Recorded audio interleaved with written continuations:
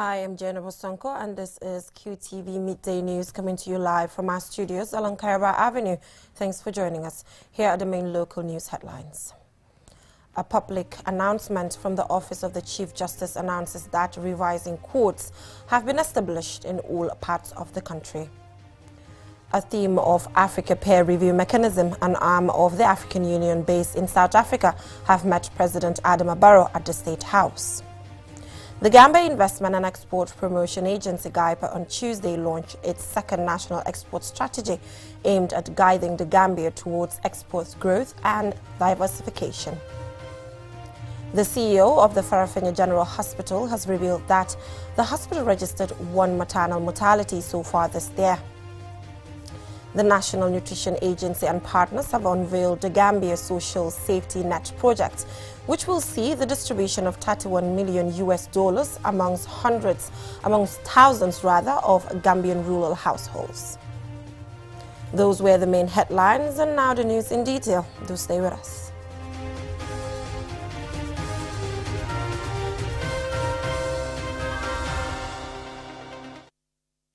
Thank you for joining us. This is Midday News, and I am Dubnava Proper.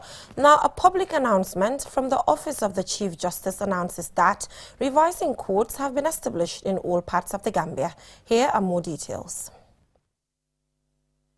The courts will hear and decide objections and appeals relating to the inclusion or exclusion of anyone in the register of voters, following the recently concluded voter registration exercise.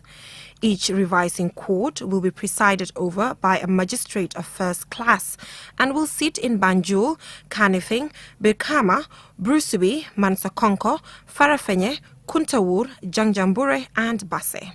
The courts will operate for 60 days from 6 September 2021. The public are advised to liaise with the respective registrars of the revising courts within the various administrative regions for any information relating to that particular revising court.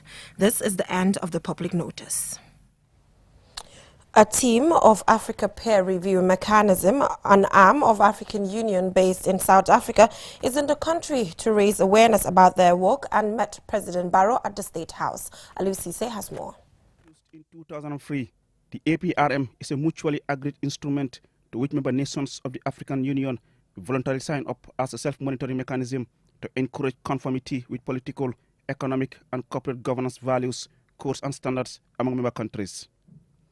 Based in South Africa, the Gambia joined the Africa Peer Review Mechanism in 2018, becoming its 37th member.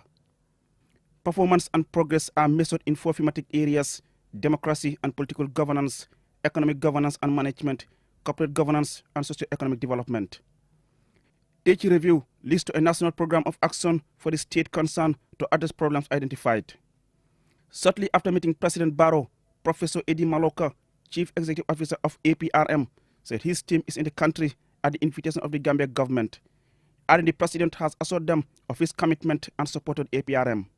So we are an organ of the African Union. Our job is to promote governance, good governance within the countries. So we have been here since yesterday. We have met with a number of stakeholders. So today we were very grateful and lucky also to have His Excellency receiving us so that we brief him about the meetings we have had, and he has given full support to the full operationalization of the structures and the programs of the African Peer Review Mechanism here in the Gambia. So we really thank you very much. A national monitoring body prepares 6 monthly and annual reports on progress in implementing the National Program of Action for submission to meetings of the APRM Forum of Heads of State and Government. Country review reports are made available to the public after the APRM Forum peer review. Dubnava Proper, the Gambia's permanent representative to the African Union, said they have met with several stakeholders relating to good governance, including cabinet ministers, officials of Tango, and the Speaker of the National Assembly.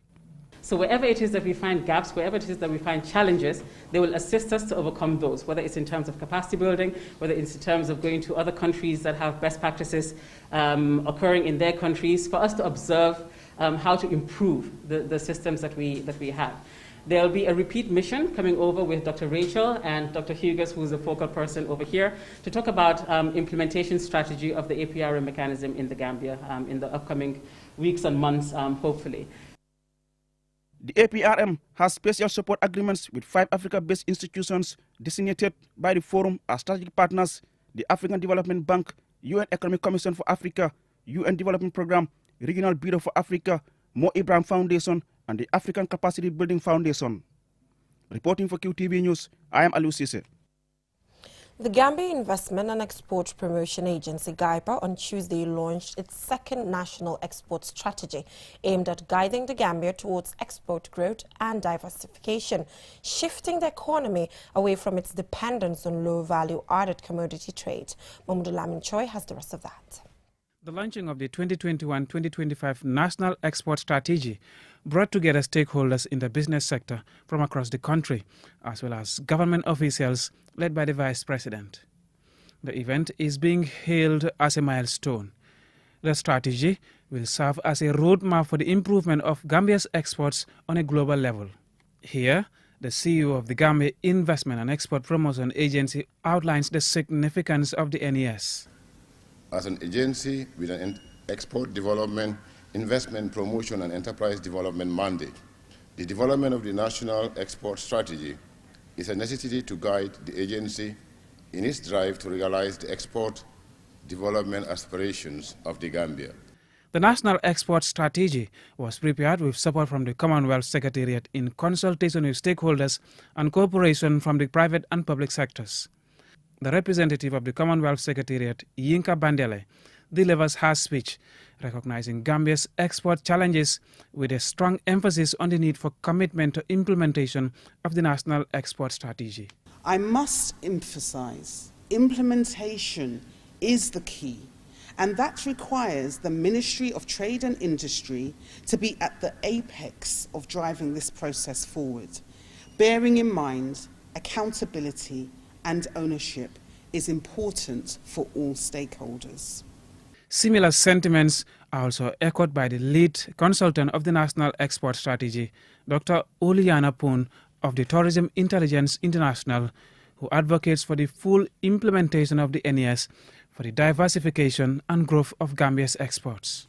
The Minister of Trade, Sidi Keta, hopes that the new export strategy will help improve the country's trade balance, adding that his ministry has learned lessons from the previous 2013-2017 National Export Strategy and will ensure a strong commitment to implementation with government support at the highest level. The strategy over the 5-year period requires a financing amount of $140 million between the 2021 year and 2024, and we believe we partner with our donor partners, private sector, and all the relevant stakeholders to be able to harness the funding required in order to implement. The Vice President of the Gambia, Dr. Aïssatou Touré, expresses gratitude to the Commonwealth Secretariat and her country's other partners. BP Touré also highlights the potential for export from the Gambia using the National Export Strategy. We have a lot of opportunities, as small as we are, to influence the market, because what we produce here is these are the daily needs of human existence. And if we manage them properly, we will be able to get out of poverty by engaging. The National Export Strategy document identifies 76 strategies and 233 actions for 6 priority sectors and 5 cross-cutting areas. These strategic initiatives will be implemented and supported by 44 agencies or organizations. Mahmoud Lamin Choi, QTV News. The CEO of the Farafan General Hospital, Basiru Drame, said the current state of the regional hospital is encouraging as it has registered 1 maternal mortality so far this year. QTV's Aliu Sise visited the hospital and he files in this report. The Farafan General Hospital in the North Bank region is the main referral hospital in the region. It receives healthcare seekers from within and outside the country. We revisited the hospital to find out about the state of the hospital in terms of development and challenges. To respect of the privacy of patients, we didn't film the inside of the wards. Basiru Drame, new Chief Executive Officer of the Farafan General Hospital, says the hospital is on the right footing as the state of the hospital for him is very encouraging, looking at what is available in terms of human resources and medical items. However, CEO Drame said there are still some challenges that need to be looked at, including the inadequately trained doctors and a surgeon. If you look at where the hospital was and where it is now, you can see that no, definitely very promising, because then we don't have the Gambian doctors, we are not here, but now we have the Gambian doctors here, about 2 of them, even though it's not adequate, but we still pushing with the Minister of Health to ensure that we have at least the accessible number of Gambian doctors here. So we also have some Cuban technicians, Cuban doctors here. They are also helping us a lot. And in terms of the clinical side too, in nurses and midwives, it also increased over the years. And generally, the staff are actually increased. And if you look at the availability of the drugs also, I think, alhamdulillah, we have basic essential drugs here. So equipment also, we were having challenge here, but thank God, we had supply of oxygen concentrators and also the suction machines, so and nebulizers. So right now, at least we are better to go with what we actually have here. Despite the drop in reported malaria cases at the hospital, Drame said among the most common illnesses reported at the hospital are skin infections, hypertension, and diabetes. So if you look at the test positivity rate for the RDT, is only in 2.3%. So, but when you go down, like beginning of this year, from January to June, we have about almost 7,000 tests conducted on malaria. But no, the test positivity, out of that, only 45 were actually positive. Despite the outcry over the increase in reported maternal mortality, officials say the hospital recorded only a single maternal mortality this year between January to the time of our visit. This achievement could not have been possible without a team of dedicated midwives. Binta Danso, a graduate of the School of Nursing and Midwifery, described working in a maternal ward at a busy hospital like Farafan. It's not easy. And we hear from the media's Gambian lives matter. I think they should also fall back to the health facilities to go in and find. And we're grateful for you people, grateful to you guys who come out to find out what is really going on, not only in the combos, but also in the peripheries. Unlike last year, when the advent of the pandemic reduced the influx of patients due to fear of being diagnosed with the virus, CEO Drame said that has changed now as the outpatients department OPD attendance has increased compared to last year. The government, through the Ministry of Health, is praised for the giant step taken to improve the facility over the years. Staff at the hospital say to keep up such achievements, the hospital still needs to keep up with incentives for nurses and doctors, continue to motivate and retain healthcare workers for the effective running of the hospital. Reporting for QTV News, I am Aliu Sise. Congratulations to Farafan Hospital. Looking forward to 0 deaths. We will now go for a short commercial break. When we return, we will have some more local news stories. Do stay tuned. Q Money, the biggest mobile money service in the Gambia, has taken mobile banking to the next level. Now, you can link your Q Money wallet with your bank account. Yes, link your Ajib or EcoBank accounts with your Q Money wallet and get instant access to your cash anytime. No need to queue at the bank anymore. Transfer funds from your bank account to your wallet or your wallet to your bank account using Q Money Bank Link is the fastest, most secure, and convenient way to transfer funds between your wallet and bank account. For more information, call our customer care on 133. Q Money, Sunyu Kalpe. Terms and conditions apply.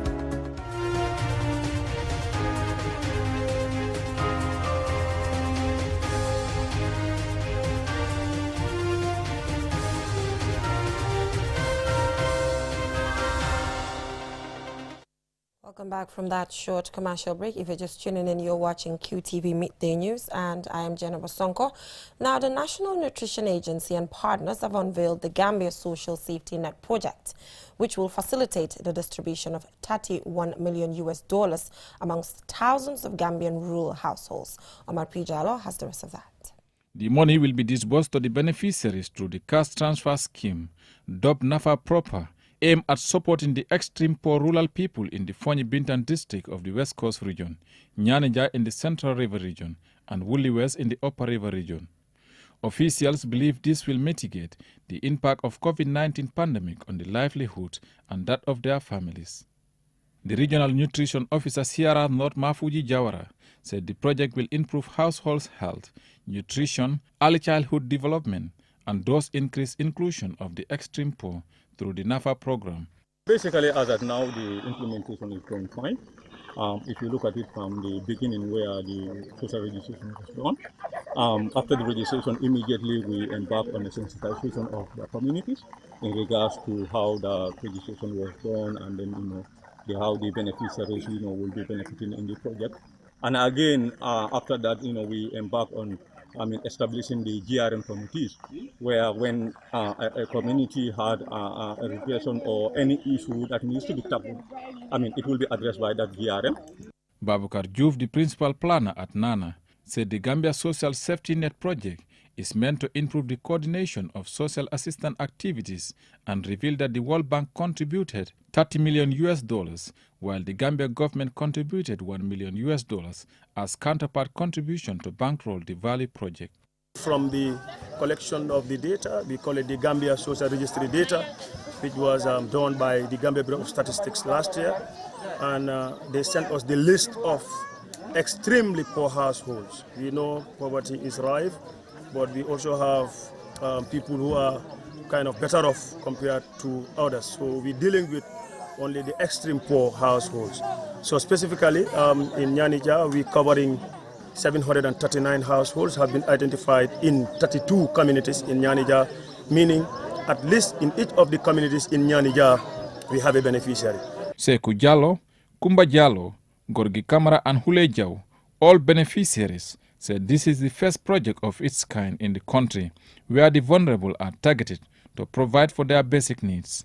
Mustafa Ngom, Community Development Assistant, Fatu Fati and Nyima Jifai, both social welfare assistants, tasked to enroll the beneficiaries, all expressed satisfaction with the process.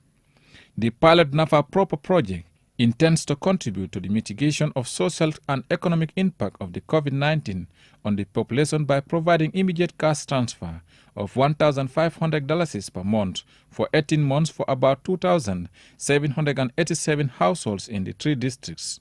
The main aim of the Social Safety Net project is to support the government in implementing its policy to protect the poor as articulated in the National Development Plan and the National Social Protection Policy. Across Africa, evidence has shown that social safety net programs can provide equity, resilience and opportunity for the poor and vulnerable. Reporting for KTV News, I am Omar P. Jallo. Fish is a staple of the Gambian diet. Therefore, preservation and conservation of such a resource is important. The National Association of Artisanal Fishers Operations recently held a day-long sensitization forum on the protection of critical sites for small fish in the Gambia. Yaya Jawa has the rest of that. The aim of the MAVA-funded small pelagic project through the Network on Marine Protection Areas in West Africa, RAMPAO, is to devise useful mechanisms to manage and protect marine resources, especially to combat the illegal fishing of small pelagic fish in various fishing sites of coastal areas in the country. Considering this, RAMPAO, together with the Fisheries Department and Department of Parks and Wildlife Management, carried out a study to identify critical sites for small pelagic fish to prevent overexploitation. In his opening remarks, the Acting Permanent Secretary of the Ministry of Fisheries and Water Resources, Omar S.M. Jiba, says key strategic plans have been developed and implemented to achieve the objective of the study. The 3 strategic axes that are being implemented are: 1, strategic on the improvement of data collection systems, as well as scientific knowledge on critical stocks and the sites of small pelagics in West African region. Anna Mbenga Cham, Acting Director of the Department of Fisheries, says the government and non-state actors are making efforts to ensure that exploitation of marine resources is prevented for a sustainable management and conservation of fisheries resources in the Gambia. She highlighted some of the activities that contribute to the exploitation of our marine resources.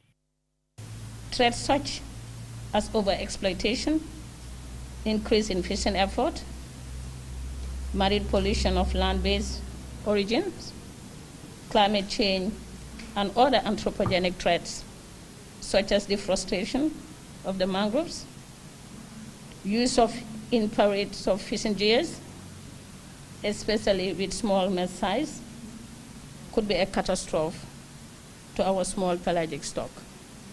Fatou Per Choi, the president of the National Association of Artisanal Operators, NAFO, says the socio-economic benefits of fishing can only be achieved and sustained when there is effective promotion, protection and management of small pelagic fishery in the Gambia, and says it is the intent of NAFO, NASCOM and Apicosa to work with the government and other stakeholders to provide overfishing and IUU fishing in scenario and endorse that current benefits can be sustained for current and further generation. Since the price of meat is unaffordable for many, they depend on small pelagic fish for their diet. Therefore, stopping illegal fishing activities, especially fishing during spawning periods, will help prevent fish shortages and ensure availability and affordability of fish in the markets throughout the year. Reporting for QTV News, I am Yahya Jao. Yahya Jawa on the protection of pelagic fish. Now, before we end this news bulletin, let's take a look at our main headlines. A public announcement from the Office of the Chief Justice announces that revising courts have been established in all parts of the Gambia. A theme of Africa Peer Review Mechanism, an arm of the African Union based in South Africa, have met President Adama Barrow at the State House. The Gambia Investment and Export Promotion Agency, GIPA, on Tuesday launched its second national export strategy aimed at guiding the Gambia towards export growth and diversification. The CEO of the Farafan General Hospital has revealed that the hospital registered 1 maternal mortality so far this year. The National Nutrition Agency and partners have unveiled the Gambia Social Safety Net project, which will facilitate the distribution of $31 million among thousands of Gambian rural households. Well, that is all we have for you in this edition of QTV Midday News. Join us at 8 p.m. for more news. Thanks for watching.